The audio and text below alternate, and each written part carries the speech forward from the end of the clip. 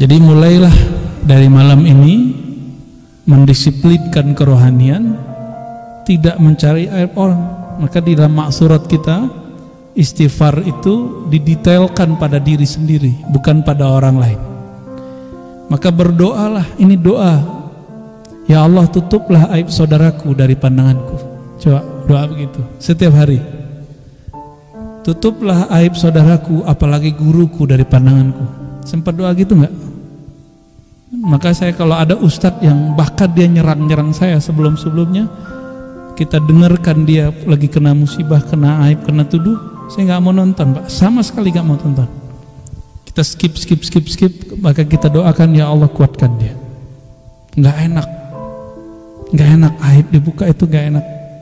Nah, ilmu ma'rifat itu dan keramat itu aurat, bahkan aib jika dibuka mesti dibungkus.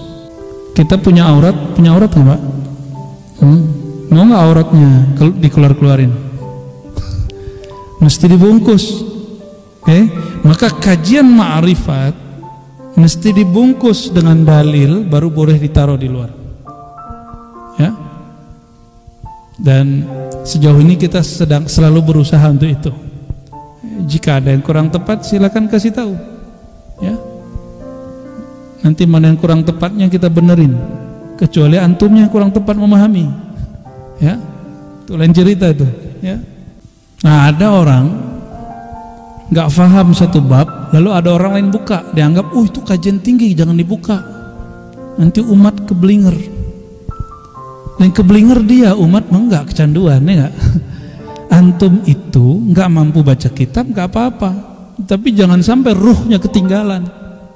Kualitas rohaninya harus tetap dijaga. Nggak mesti bisa baca kitab. Maka santapan rohani, ma'rifat rohani, bukan saja untuk yang mampu baca kitab, bukan hanya untuk santri dan kiai. Jadi saya tidak sepakat dengan orang-orang yang mengatakan kalimatnya benar, kalimat begini, benerin aja syariat dulu. Itu kalimat benar, yuradu bidzalikal batil, tapi maksudnya batil, untuk menghalang-halangi orang buka ilmu kajian-kajian ma'rifatullah. Justru membenarkan syariat itu dengan berhakikat, ya, supaya syariat itu terisi, maka syariat harus diisi ruhnya. Ruhnya itu adalah hakikat dan ma'rifat. Kalau enggak hambar. Itu yang ditulis oleh Imam Zarruq di dalam kitabnya Qawaidut Tasawuf, yang ditulis Imam Sya'rani dan Lawaqihnya, bahwa orang-orang yang berfikih tapi tidak belajar ilmu kolbu, itu sholatnya hambar, zikirnya hambar, baca Qur'annya hambar, ngajinya hambar, nggak ada rasanya, puasanya juga hambar, terasa jadi beban. Ini yang dikatakan oleh Sidi Syekh Abdul Qadir Jilani dalam Ghunyah. Kalau belum sampai pada tahapan murad itu orang berma'rifat, maka rasanya masih beban kalau beramal. Tapi kalau sudah murad, jadi murid sama murad, bedanya apa? Murid sama murad. Murid itu berusaha melawan malas, melawan ngantuk, melawan bosan. Itu murid. Kita semua, ya, benar nggak? Benar, ya. Lagi berusaha melawan kemalasan. Sedangkan al-murad, orang-orang yang sudah dikehendaki Allah mendapatkan ma'rifat, jauh aja dikejar. Kalau antum masih murid, ya, datang tapi rasanya berat, ngeluh, susah amat sih kan ini sama japos ini, ya, masuk ke dalam gang, ya kegores-gores lagi, ya, ribet, ya. Tapi kalau sudah murad, kemanapun ngaji terasa ringan, itu sudah murad, ya. Tuhattu anhu athqalus salikit tariq ila Allah. Begitu kata Imam Syekh Abdul Qadir Jilani quddasallahu sirrahu. Orang kalau sudah murad, apa penciriannya? Beban dia menempuh jalan menuju Allah, Allah angkat, terasa ringan saja, ya. Kalau antum baca di buku, zikir 10.000 pusing, zikir 5.000 pusing, Zikir 1000 hak kebanyakan. Tapi kalau guru sudah perintah dan Allah sudah terbitkan nur dalam kolbu, berarti sudah mulai jadi murad. Itu 1000 sedikit, malah kecanduan, dikit amat, lanjut gitu. Kalau udah begitu, udah mulai jadi murad ya. Murad itu yang dikehendaki mendapatkan ma'rifat oleh Allah Subhanahu wa taala. Udah nggak sempat mikirin aib orang. Ini ada orang belajar tasawuf tapi gunanya mencari kesalahan orang bertasawuf. Itu belum itu. Ya. Kita udah nggak sempat mikirin orang lain. Kecuali dia datang depan kita baru kita sempat mikirin dia. Ya. Baik, Allahumma sholli ala sayyidina Muhammad. Ya. Saya ucapkan selamat untuk merbot yang berangkat besok ya. Semoga diberkahi. Ya, nggak perlu diajarkan tapi saya ingetin aja. Kalau di Mekah banyak-banyak zikir tauhid, di Madinah banyak-banyak sholawat kepada Nabi SAW. Gak usah ngeliatin orang kiri kanan, udah merem aja sebut la ilaha illallah. Banyak-banyak ya. Pandang Ka'bah, ingat yang punya Ka'bah, ingat yang disembah, bukan Ka'bah yang kita sembah. Maka tidak boleh mengaitkan hati dengan batu bata yang ada di Ka'bah, tapi kepada yang memuliakan Ka'bah.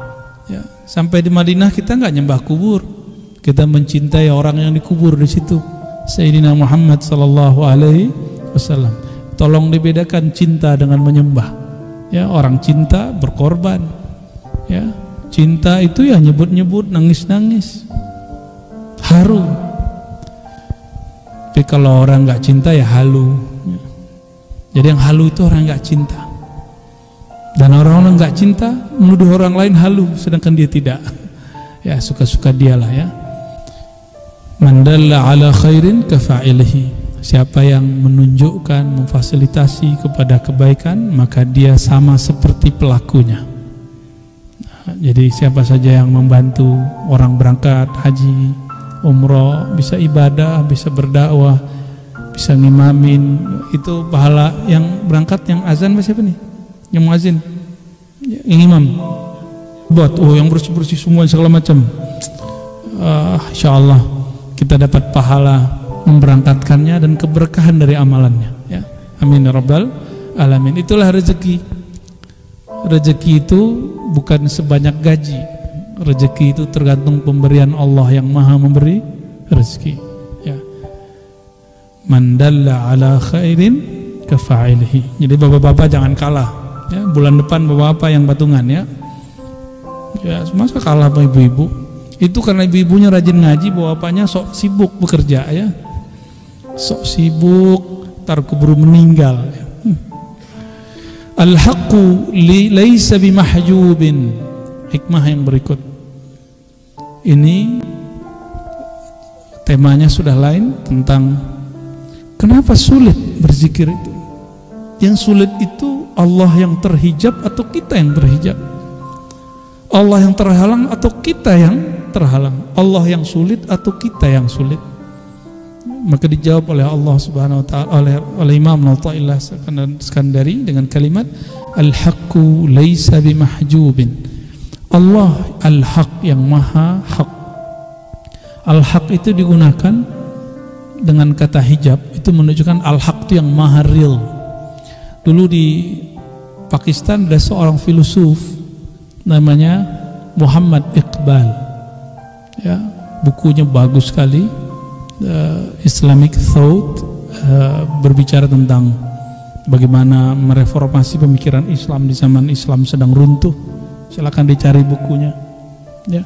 Dan dia termasuk orang yang meluruskan cara berpikir beberapa filosof Prancis mengenai Islam dan konsep ketuhanan.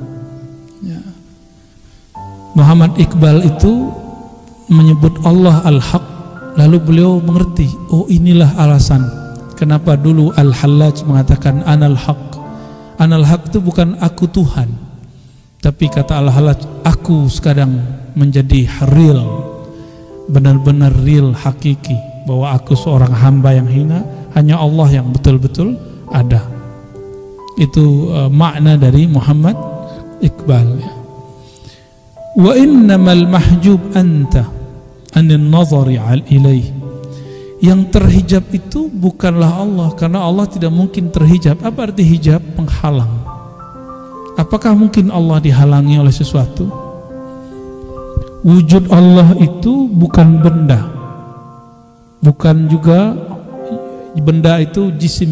Jisim itu lawannya, ada jauhar, ada arad. Bukan arad. Arad itu karakter, kondisi, sifat yang melekat pada benda. Kalau ada kursi, mesti ada tempatnya kursi. Maka tempat itu namanya arad, kursi itu jisimnya. Paham ya? Ada wajah, ada indah, cantik, tampan. Wajah bentuknya itu, nah bentuk wujud itu ada 3 jenisnya. Ada wujud yang hakiki, bentuknya ada bendanya. Ada wujud fil azhan, dalam fikiran. Maka coba merem, kelihatan nggak Monas? Kelihatan. Maka itu namanya wujud fil azhan. Seandainya masjid di Majapos ini hancur, masih kebayang nggak di kepala? Masih. Ada kawan kita yang sudah meninggal, ingat 1 orang aja, tuh masih ada kan di kepala? Masih ada.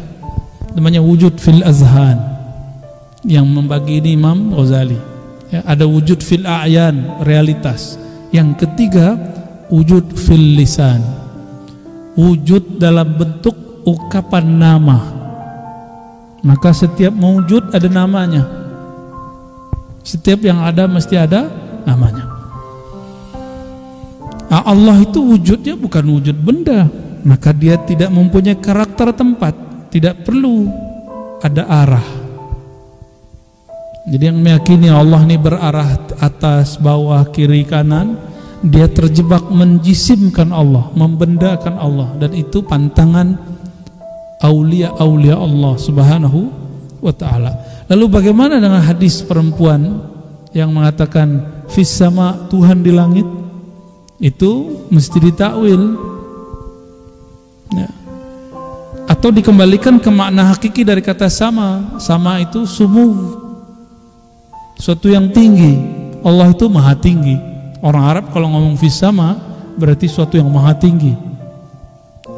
Kenapa hadis ini bermasalah? Kenapa mesti wajib ditakwil? Karena si perempuan diriwayatkan dia nggak bisa ngomong. Kok di hadis itu dia ngomong fil sama? Berarti hadis ini muttarib ya. Kok bermasalah hadisnya? Meskipun ada di Sahih Muslim, tapi fiqhul hadisnya, cara memahami hadisnya ada seninya ya. Nanti kalau ngaji itu sama Buya Zul Asfi Pak ya, diundang beliau ngaji hadis ya. Tafadhal. Wa innamal mahjub anta 'anil nazari ilaih. Yang terhijab, terhalang itu kamu, bukan Allah. Allah enggak pernah terhijab. Kalau Allah luput sedikit saja, sebentar saja, sedetik saja, 1 biji zarah saja di alam, itu hancur langsung alamnya. Maka Allah ini dengan kita selalu ada ta'alluq, ada alaqah, hubungan yang hanya Dia yang tahu. Enggak boleh putus. Putus hilang, binasa. Idz law hajabahu syai'un lasatarahu ma hajabah. Seandainya Allah itu terhijab oleh sesuatu, berarti Allah terhalang oleh sesuatu. Berarti penghalangnya lebih kuasa dong daripada Allah. Gitu maksudnya. Walau kana lahu sa'irun lakana liwujudihi hasirun. Wa kullu hasirin li syai' fahuwa lahu qahirun ya. Seandainya Allah itu bisa dibatas-batasi, dihalang-halangi, berarti Allah itu masih dikuasai, bukan menguasai. Jadi yang terhijab kita atau Allah? Kita yang terhijab. Apa yang menghijab? Persepsi. Diajak ngaji akidah, salah ya. Hari gini masih ngaji akidah, ngajak ngaji sunnah bid'ah, salah juga. Tuh ngikutin kata-kata orang awam tuh. Enggak juga awam, kiai yang ngomong. Saya masih ingat 2000 saya mulai ngaji yang serius sekali. 2016 saya udah mulai ngaji hadis yang serius secara terbuka. Tadinya hanya ke teman-teman ya, hanya di pesantren, hanya ke teman-teman yang di majelis. Kita bawalah kajian hadis. Hari gini ente ngaji-ngaji hadis. Itu ulama aja tuh yang ngaji begitu. Yang ngomong siapa? Ulama juga. Ya. Udah saya ganti ngaji fikih, usul fikih. Sunnah bid'ah kita buka karena banyak ulama kita minta tolong teman-teman kita yang ahlus sunnah beramal tapi nggak punya dalil. Kita jelaskan sunnah bid'ah. Apa kata kawan, ustadz juga nih orang. Ya. Diapain bagusnya ustadz ini ya? Ngapain hari gini masih bahas sunnah bid'ah? Tuh salah lagi. Udah, menurut saya sudah khatam ngaji sunnah bid'ah, saya ganti ke balik ke akidah karena muncul orang-orang mengatakan Tuhan di langit, Tuhan di langit. Kita buka lagi kajian sifat 20, apalagi kata orang ini kajian level tinggi. Ya. Orang awam nggak sanggup. Tapi saya lihat ngaji ilmu akidah rame tuh. Kita buka daurah akidah Tohawi rame. Daurah Imam Ghazali di Bandung waktu itu rame. Belum kita ngaji di YouTube gitu belum ada orang buat begitu. Masih rame alhamdulillah. Nggak ada tuh saya tanya, berat gak otaknya? Otaknya jadi ini pecah nggak? Enggak, malah kecanduan. Kenapa? Ternyata selama ini antum itu terlalu dimanjakan dengan pahala-pahala dan ketawa ketiwi. Paling tinggi muhasabah, nangis-nangis. Ya kita nangis-nangis juga, muhasabah juga gitu, nggak kita tinggalin. Tapi ada sesuatu yang mesti kita olah di sini. Ini otak terlalu sayang untuk dibiarin dia nganggur ya.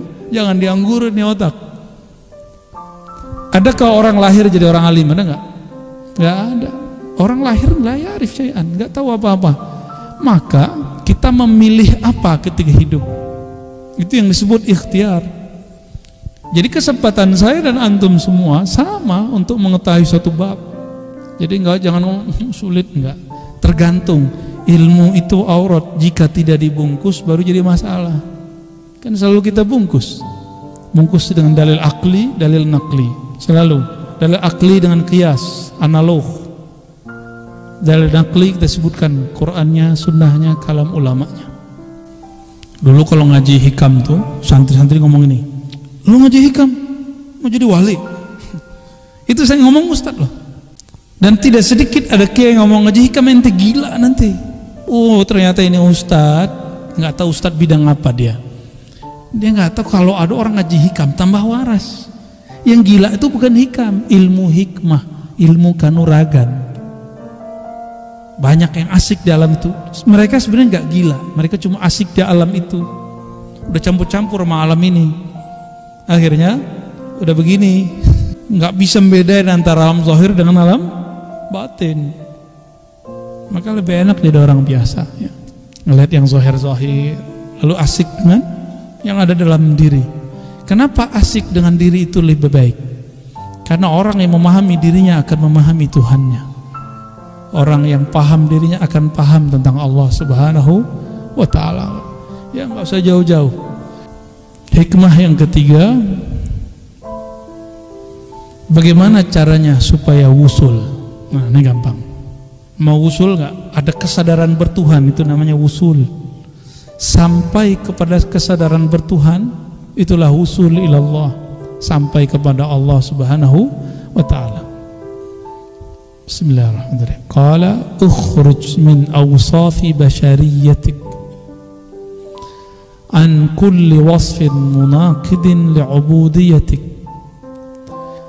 Ukhruj, keluarlah kamu dari sifat-sifat kemanusiaanmu. Jangan hanya mengatakan wah kita mah manusia biasa gitu. Terus gimana? Sifat-sifat manusiawi itu jam 3 tidur tuh, itu sifat manusiawi itu. Kalau lapar makan, ya. Benar. Benar ya? Kalau lapar tidur apa makan? Ya, kalau haus minum. Apalagi ngantuk tidur tuh. Itu sifat manusiawi namanya. Kalau sepi cari teman ngobrol, ya enggak? Itu namanya sifat manusiawi. Coba sekarang yang tadi dikurangin. Kurangin tidur. Gak usah banyak-banyak, 1 jam sehari, setengah jam. Apalagi kurangin makan. Apalagi kalau kesepian jangan cari teman. cari Tuhan, ngobrol sama diri sendiri. Ketiga, apa lagi? Kurangin angan-angan. Kalau akal jangan dikurangin, Pak. Kurang akal bahaya. Yang dikurangi apa? Angan-angan yang dikurangi. Ya. Angan-angan itu keinginan tapi nggak dimulai dengan usaha. Itu angan-angan. Yang ada usahanya disebut cita-cita. Ya.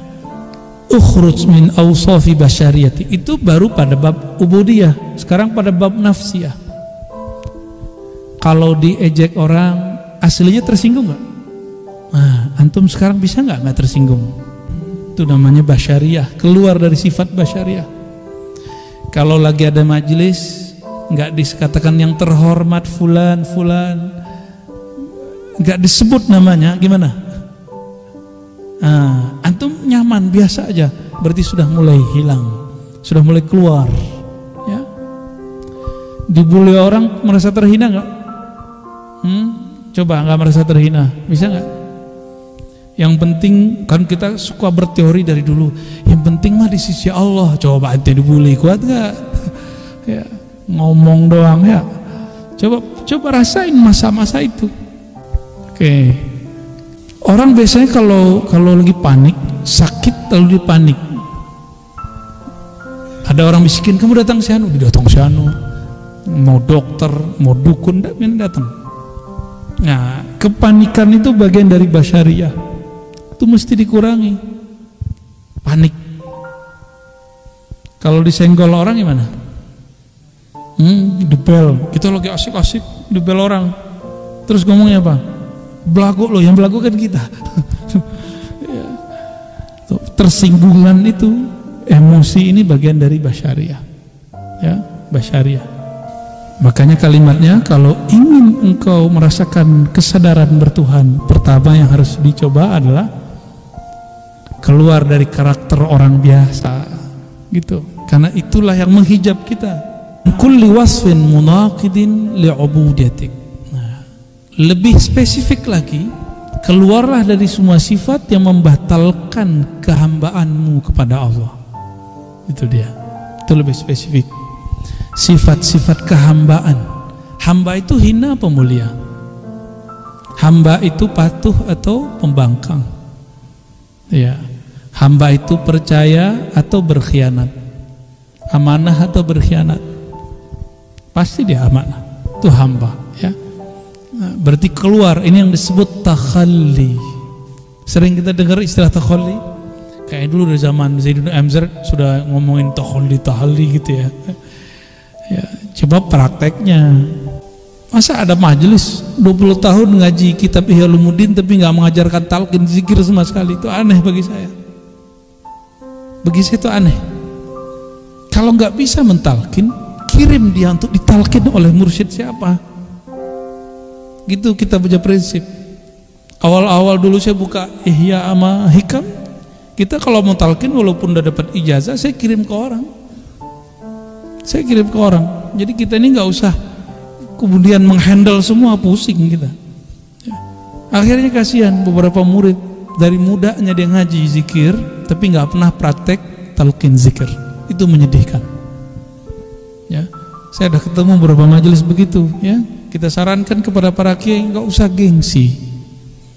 gengsi untuk melepas. Itu basyariah juga. Sisi basyariah dari seorang muallim. Ya. Nah, jangan lagi ngomong begitu, benerin aja syariat ente lo, tutup tuh ihya'nya ya, tutup tuh hikamnya, ngapain diajarin begituan? Takuna linida'il haqqi mujiban wa min hadratihi qariban. Supaya apa? Nah, ini yang disebut usul itu. Engkau menjawab seruan Allah Ta'ala dan engkau menjadi dekat min hadratihi, kehadiratnya. Selama ini sering nyebut hadirat. Apa arti hadirat? Kehadirat Allah apa artinya? Lihadratihi qariba. Apa arti hadirat? Kehadapan, hadir di hadapan Allah Subhanahu wa Ta'ala. Teman saya punya daftar wirid, dia kalau ngirim Fatihah ila hadratillah, diprotes oleh kawan sesama aswaja. Saya tanya balik, di hikam ada begini, wa min hadratihi qariba, dan kepada hadiratnya dekat. Boleh tuh menggunakan istilah hadirat. Cuma kalau nggak kurang pas ganti aja. Saya menggunakan istilah li ridhaillahi ta'ala. Ya. Tapi gunakan li hadratillah boleh, supaya menghadirkan rasa di hadapan Allah. Al-Fatihah kan boleh-boleh aja tuh. Bukan ngirim Fatihah kepada Allah. Allah mah nggak butuh Fatihah kita. Ya, Rasulullah butuh Fatihah antum nggak? Enggak. Maka kalau disebut ila hadrati ruhi Rasulillah SAW, Nabi nggak butuh. Kita butuh. Kita kirim kepada beliau, ada nur mengalir kepada kita. Nur itu yang kita butuhkan. Terkoneksi itu yang diperlukan. Ya. Jadi hudur ya hadratillah itu hadirnya sang hakikat diri di hadapan Allah yang maha sejati. Itu yang disebut